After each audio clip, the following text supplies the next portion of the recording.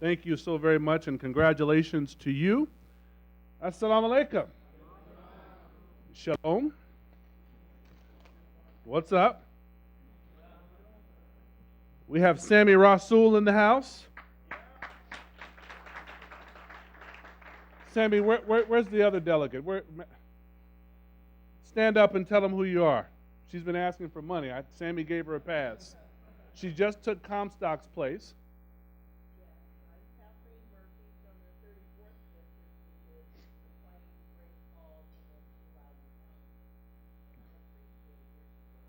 All right. Does that work, Sam? All right. Also want to thank Karam Wahid, who's here. Yes.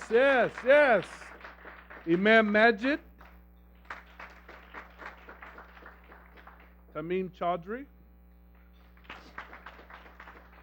Sarah Cochran, she was great.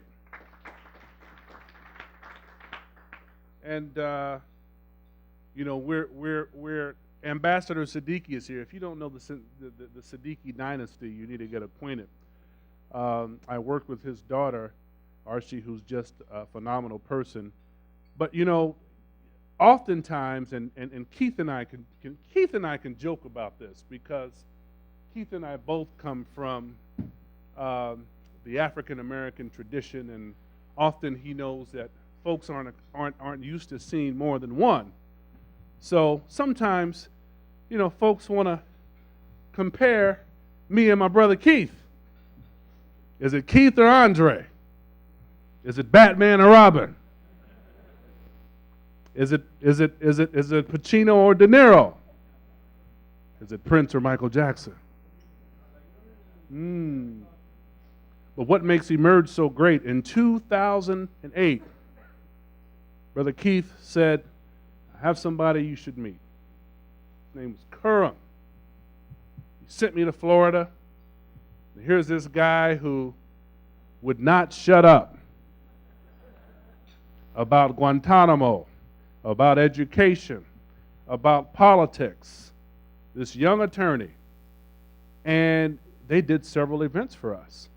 And I said, oh, this is great. And he said, no, brother. We have registered over 25,000, I think, folks in Florida. I said, forget the money. You're leveraging power. You're keeping the republic. Keith and I did a press conference today.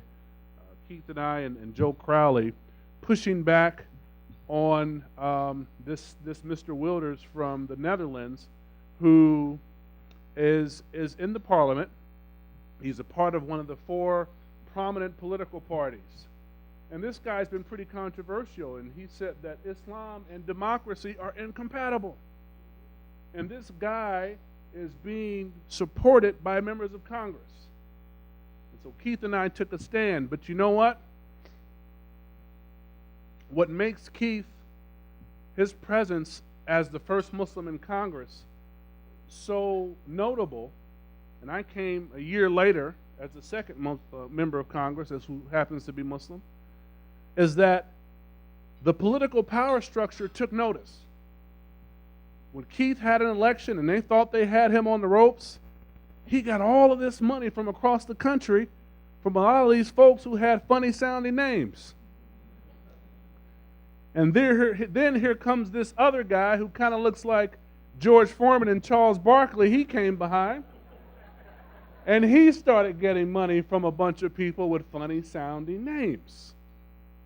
And the political power structure in a post-9/11 reality had to take notice, as unacceptable as 9/11 was. And they became afraid. But it wasn't enough that we gave money. Sure, we have the great work of ISNA and ICNA and the beloved Impact and CARE. But now they're getting nervous because you have an Emerge that is emerging in different states. It's pushing back on the political apparatus. That's registering voters. Who are conducting polls and focus groups, and who are producing data that says that if we have an Allen West in Congress who makes statements that are against Muslims, we could leverage our voting bloc and get him out of office. That's the work of Emerge. That is the result of what we have to do when we have 8 million Muslims in the greatest country in recorded history who are just as wealthy as other groups, who are just as educated, but we're obsessed with whether or not a person stepped into the masjid with his right foot or left foot. We're overly obsessed with whether or not a sister's covered or uncovered.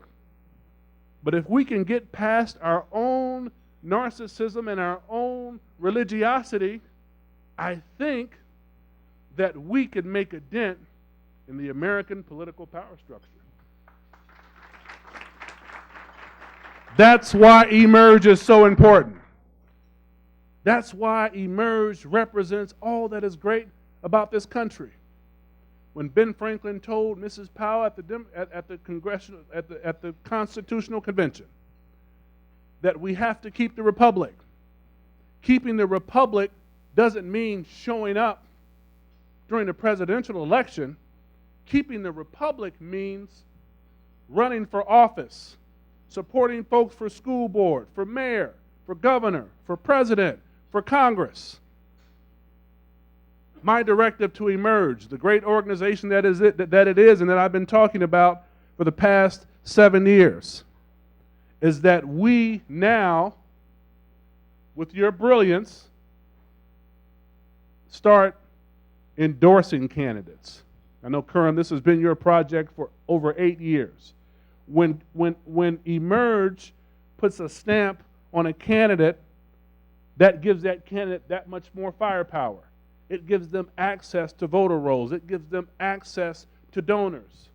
It gives us access to leverage our voting bloc in a meaningful way. So thank you for having us. I can't wait to hear the Honorable Congressman Keith Ellison. He's a friend. He's a big brother, even though I'm taller than he is. But he is someone who I think the scholars and the history books will be very kind to, because Keith is not just an accomplished legislator. He's an accomplished attorney. He's an accomplished activist. He and I came to the dean in a similar fashion, and I think that Keith has a global vision, and his global vision is reflected in his leadership. He's the chairman of the Progressive Congressional Caucus, Democratic Caucus, and his leadership has highlighted him as not only a leader in Minnesota and the Midwest, he's an international leader. And Keith Ellison is just an all-around good person. People see Keith Ellison, they get nervous, they think he's so serious. Yes, he's brilliant. Yes, he's handsome, but he's actually a pretty funny guy if you get to know him. So I want to thank you, but I want to encourage each and every one of you. It doesn't matter if you're a Democrat or Republican. Be engaged in the political process. And just because you're a Muslim, don't let anyone discourage you from participating in the political apparatus.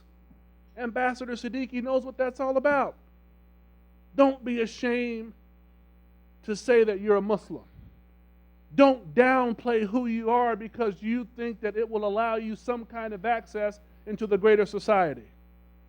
Proudly say, yes, I'm a Muslim. Yes, I'm educated. And yes, I'm ready to make the world a better place. Jazakallah khair. Thank you for having me.